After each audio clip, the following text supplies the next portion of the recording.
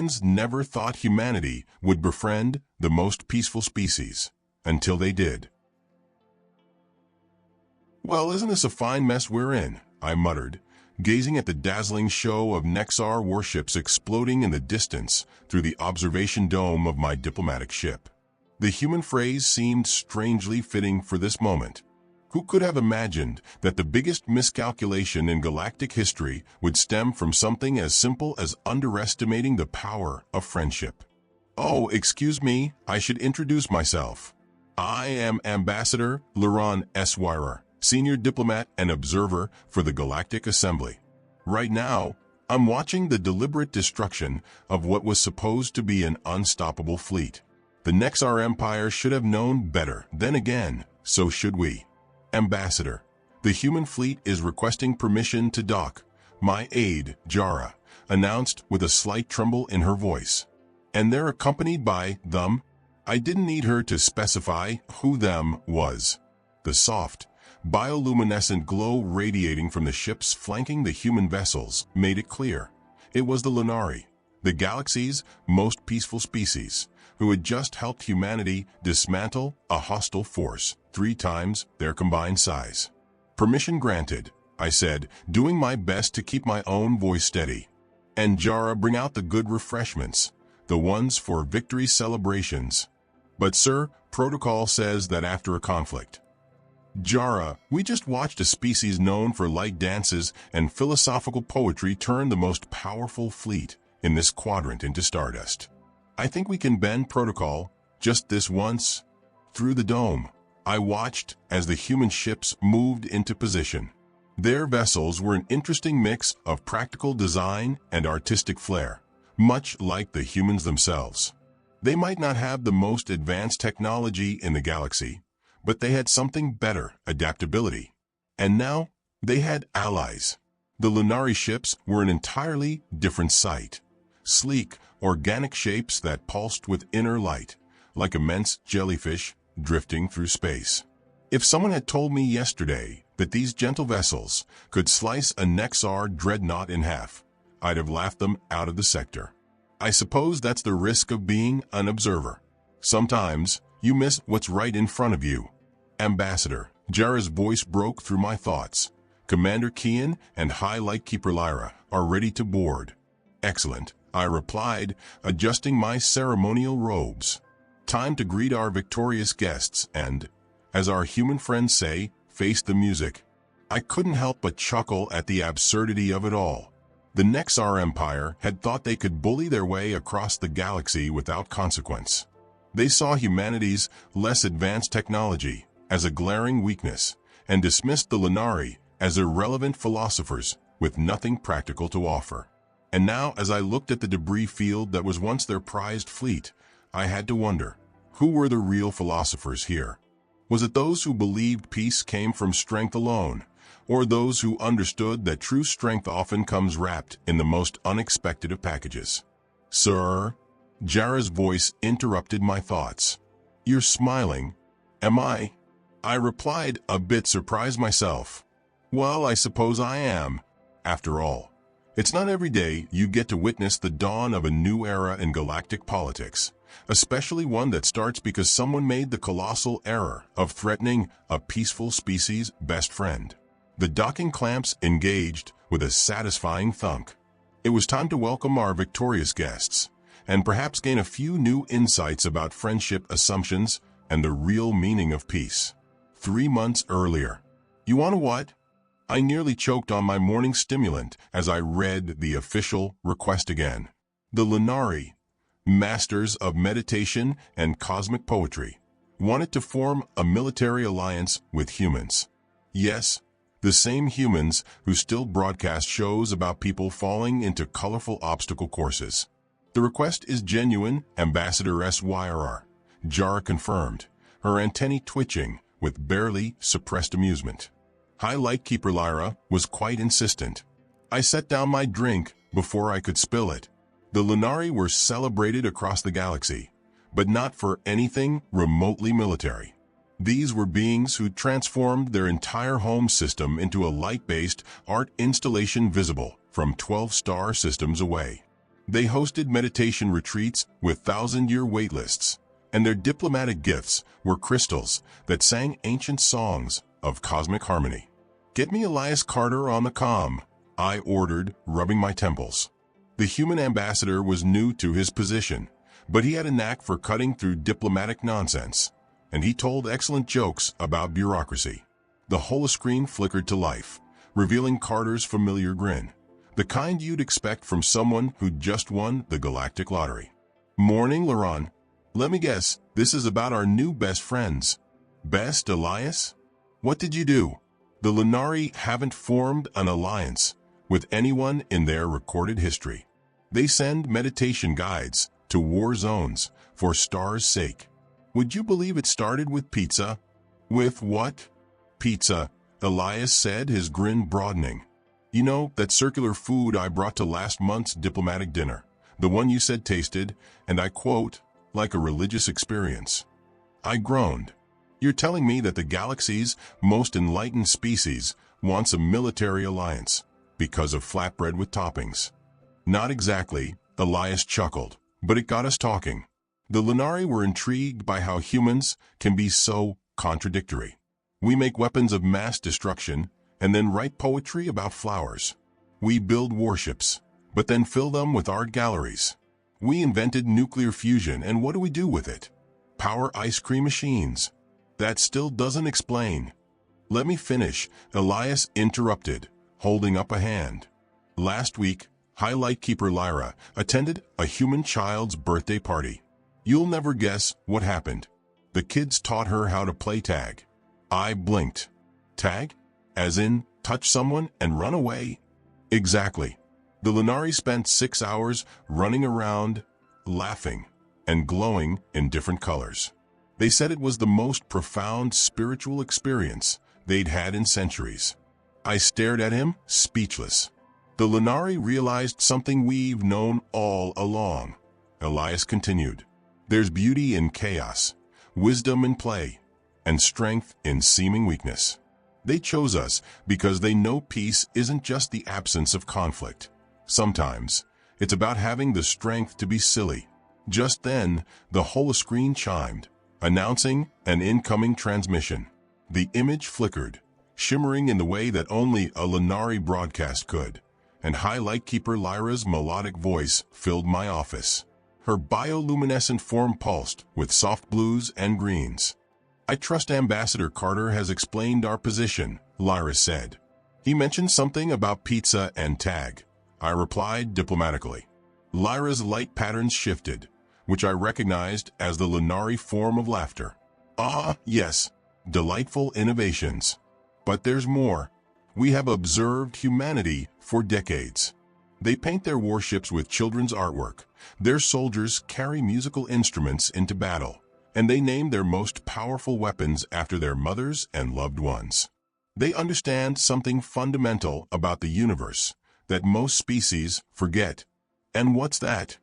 I asked, genuinely curious now. "That true peace does not come from denying the darkness within, but from channeling it wisely," Lyra said softly. "Humans embrace their contradictions. Like us, they choose peace not because they're weak, but because they're strong enough to be gentle." I looked at Elias, who was trying to look modest and failing. Lyra continued, "The military alliance is both practical and symbolic. The galaxy is changing, Ambassador SYR. Some forces refuse to understand the power of choice.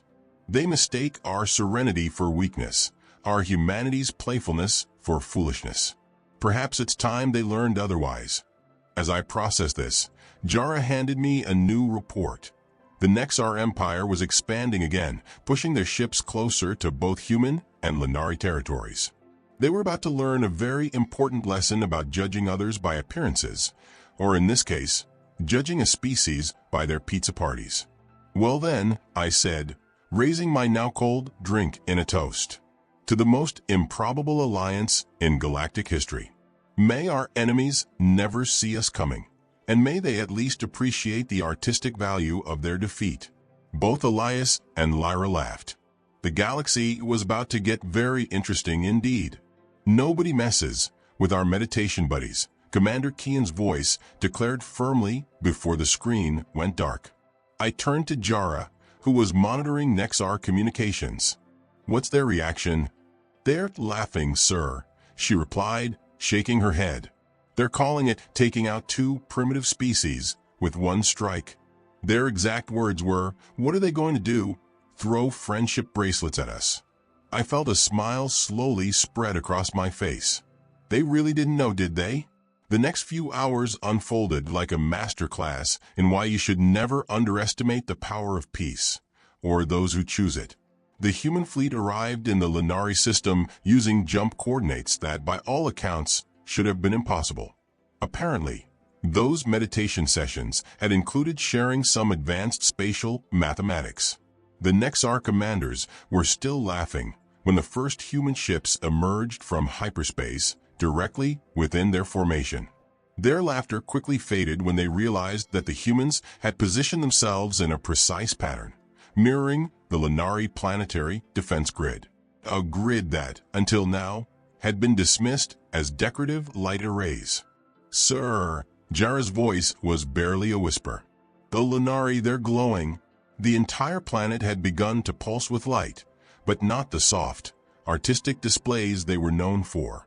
This was different, something ancient, something that made my skin tingle with a primal sense of warning. That's when Commander Kian's voice broadcast across all channels. "Hey, Nexar, ever wonder why the most peaceful species in the galaxy never needed weapons? Here's your answer. The Lunari planetary defense grid activated. Those intricate, beautiful light arrays? It turned out they were actually the galaxy's most sophisticated energy weapon system. The decorative orbital rings? Ancient defensive platforms that made our best shields look as fragile as paper umbrellas. But here was the real surprise. The humans knew. They'd known all along. Those pizza parties and tag games? They'd been a cover for deep strategic planning. The friendship bracelets, quantum entangled communication devices, even the meditation retreats were actually tactical training sessions in disguise. "Jara," I murmured as I watched the Nexar fleet's formation crumble under the combined assault. "Make a note in the official record. Standard diplomatic observation protocol is hereby suspended, because, quite frankly, I need a drink." She nodded numbly, her eyes still fixed on the screen. The human ships moved gracefully through the chaos, their maneuvers perfectly synchronized with the Lunari's energy weapons. Each burst of light was met with precisely targeted human fire, turning the battlefield into a coordinated display of brilliance and destruction. The combined firepower herded the Nexar ships into controlled kill zones with an almost artistic precision. "It's beautiful," Jara murmured, her voice filled with awe. "Terrifying but beautiful." She was right. The Nexar had shown up with overwhelming force, intending to intimidate what they saw as weak, peace-loving species. Instead, they found themselves facing the perfect fusion of human adaptability and Lunari precision. It was peace through strength, and strength through unity. I watched as another massive Nexar dreadnought vanished in a flash of light and targeted human fire. "You know what's truly ironic, Jara?" I said, glancing at her. "The Lunari really are the most peaceful species in the galaxy. And humans really do love art, poetry, and play. None of this was ever a deception. They simply understand something the Nexar never could." Jara looked at me intrigued. "True peace," I continued, "isn't about being incapable of violence. It's about having the power to choose something better until some fool comes along and forces your hand."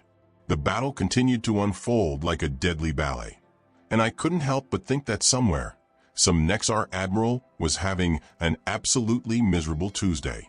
They had come here to crush the spirit of peace in the galaxy, but they were about to learn that peace has teeth and friends who know how to use them. If you ever want a real lesson in irony, try watching a peaceful species systematically dismantle the galaxy's most aggressive military force, all while classical music plays in the background. That's exactly what I was witnessing as the human Lunari counterattack entered its next phase. "Wait, is that Mozart?" I asked, listening to the broadcast frequency. Beethoven's Ninth Symphony, actually, Jara corrected with a small smile. The humans suggested it. Something about making art while making war. The Nexar fleet, now recovered from their initial shock, regrouped and formed a defensive sphere around their command ship. Under normal circumstances, this formation would have been nearly impenetrable. But these were not normal circumstances. Commander Kian's voice crackled over the comm, ready for the next movement. Indeed, Commander, Lyra's voice responded, harmonizing with the symphony's crescendo. Shall we show them our little dance? Dance. They were calling this synchronized devastation a dance. The Lunari ships began to pulse with intricate patterns of light, each one unique yet perfectly coordinated. The human fleet split into smaller squadrons, their formations mirroring the Lunari light patterns, weaving together into an astounding choreography of light and movement. And then Ambassador Carter's voice joined the channel. You might want to record this next part for the history books. Elias's voice crackled over the channel. What exactly am I about to witness? I asked, already queuing up the recording systems. Remember those joint meditation sessions you found so amusing? Elias chuckled. Turns out linking human intuition with Lunari quantum consciousness creates some interesting tactical possibilities. Suddenly, the Lunari ships flared with brilliant light, each pattern shifting and flowing like living art. The human ships moved in perfect synchronization, as if they knew exactly where each burst of Lunari energy would strike. They weren't just coordinating, they were operating as a single, fluid entity. Impossible, Jara breathed beside me.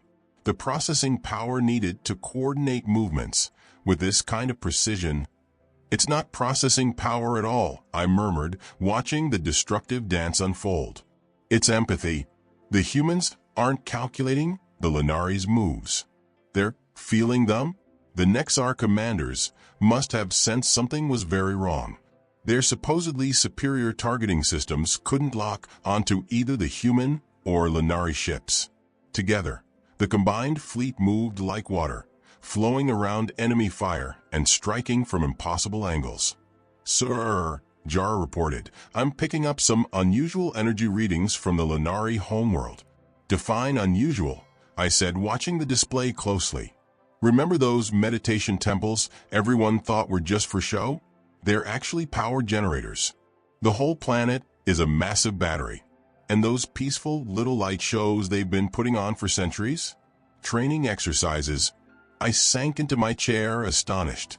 They've been hiding all of this in plain sight. Not hiding, Elias corrected, waiting. The Lunari have known for thousands of years that eventually, someone would mistake their peacefulness for weakness.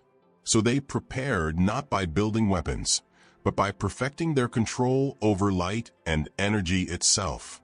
As if on cue, the Lunari ships released a coordinated pulse of energy. In a split second, every quantum particle within thousands of kilometers synchronized. The human ships rode the wave like surfers, using the quantum distortion to appear simultaneously in multiple locations. The Nexar fleet's formation collapsed into chaos, their targeting systems scrambled by the quantum uncertainty of their opponents' positions. They began firing wildly. The humans and Lunari pressed their advantage, their synchronized attacks slicing through enemy defenses like light through crystal. The truly brilliant part, I mused, as I watched the battle unfold, a realization dawned on me. None of this violated the Lunari's commitment to peace. How do you figure that? Jara asked, looking puzzled. Look at their targeting. Every shot is aimed to disable, not destroy.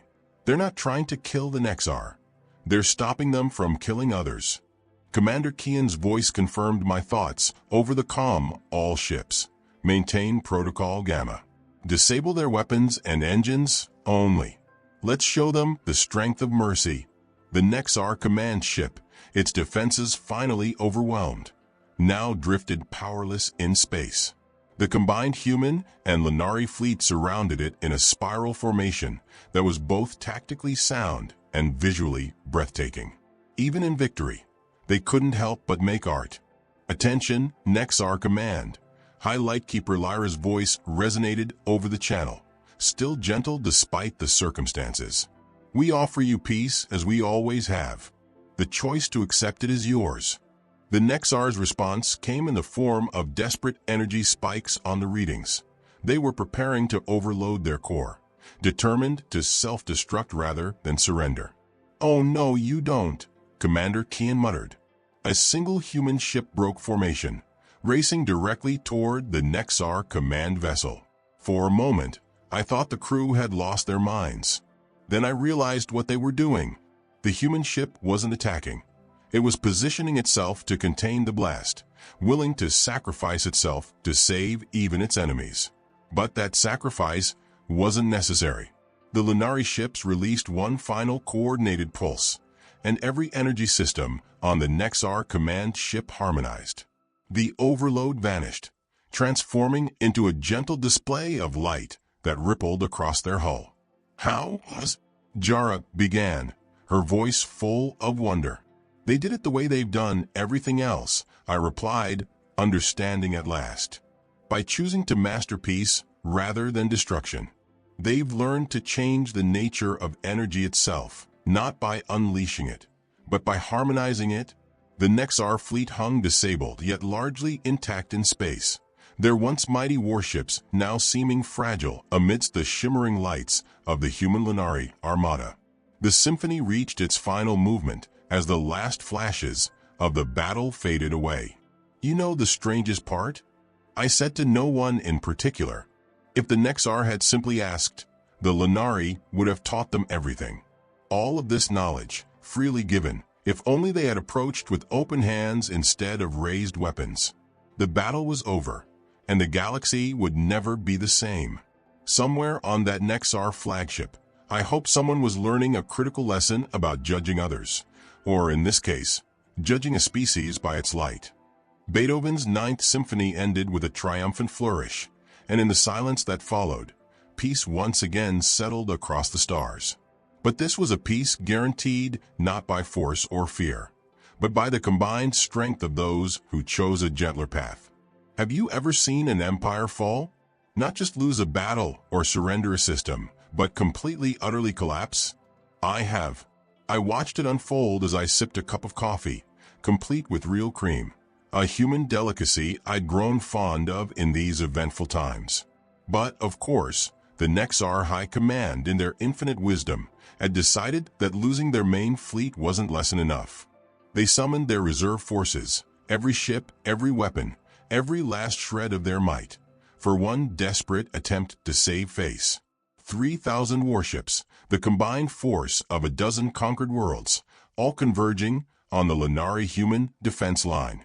They really don't learn, do they? Commander Kian sighed over the comm. He sounded more disappointed than worried, like a teacher watching a student make the same mistake for the 100th time. "Perhaps they need a more direct lesson," suggested High Lightkeeper Lyra, her bioluminescent form pulsing with what I'd come to recognize as anticipation. I took another sip of coffee.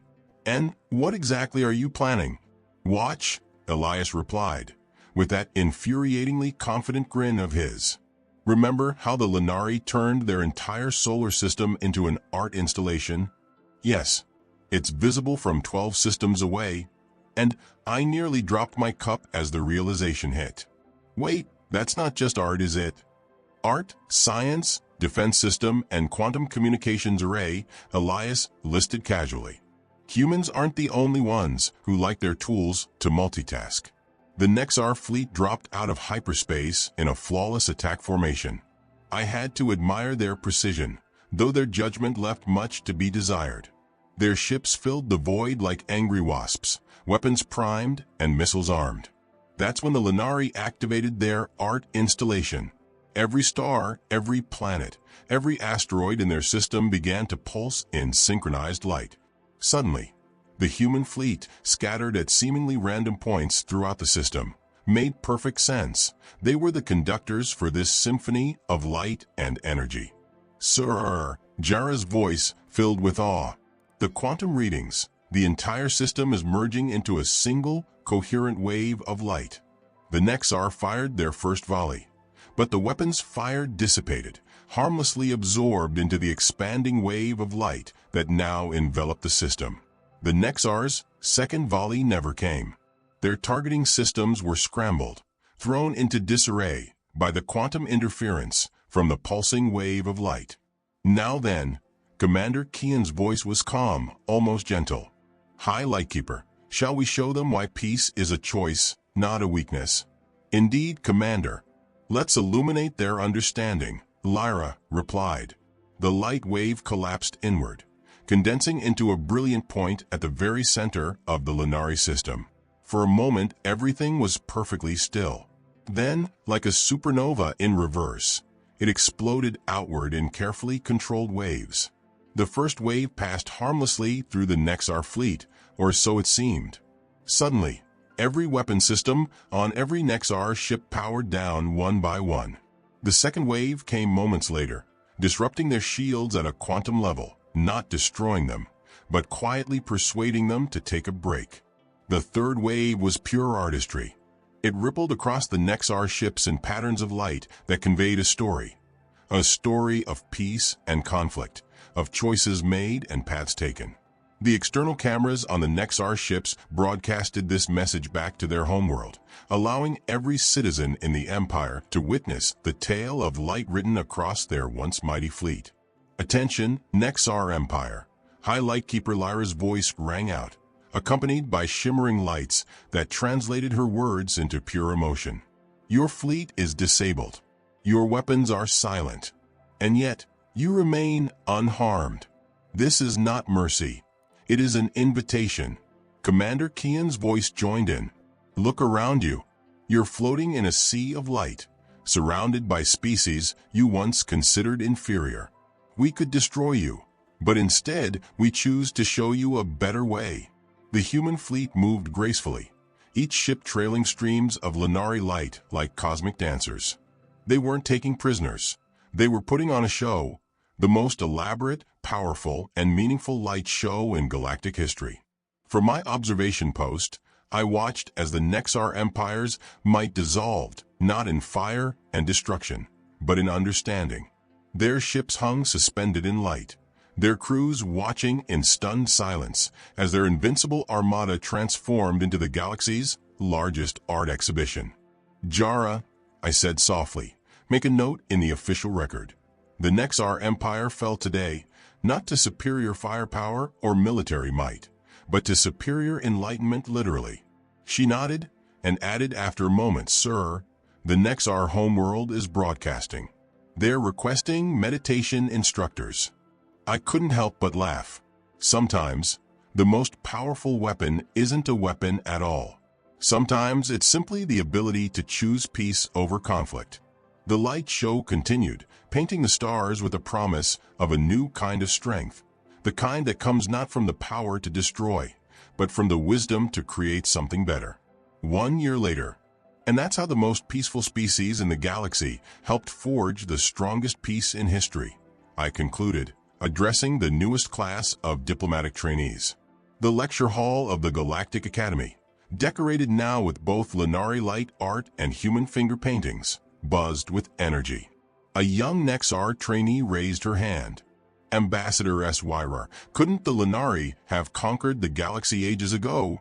I smiled, remembering that day of light and revelation. "Technically, yes, but that's the part none of us understood back then. True power isn't about conquest. It's about choices."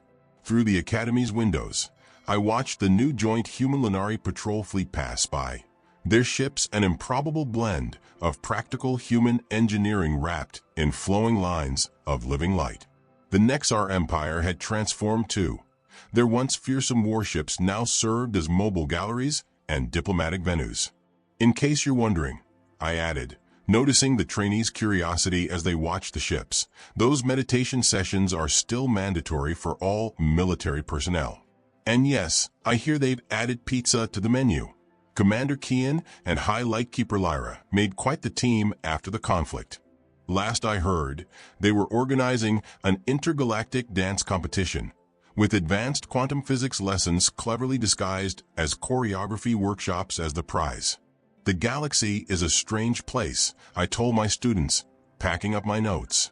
We spent millennia building bigger weapons, stronger shields, faster ships. But in the end, it took a species that chose peace and a species that chose friendship to show us what real strength looks like. Jara, now my co-lecturer, added with a grin. And let's not forget, they did it all while playing classical music.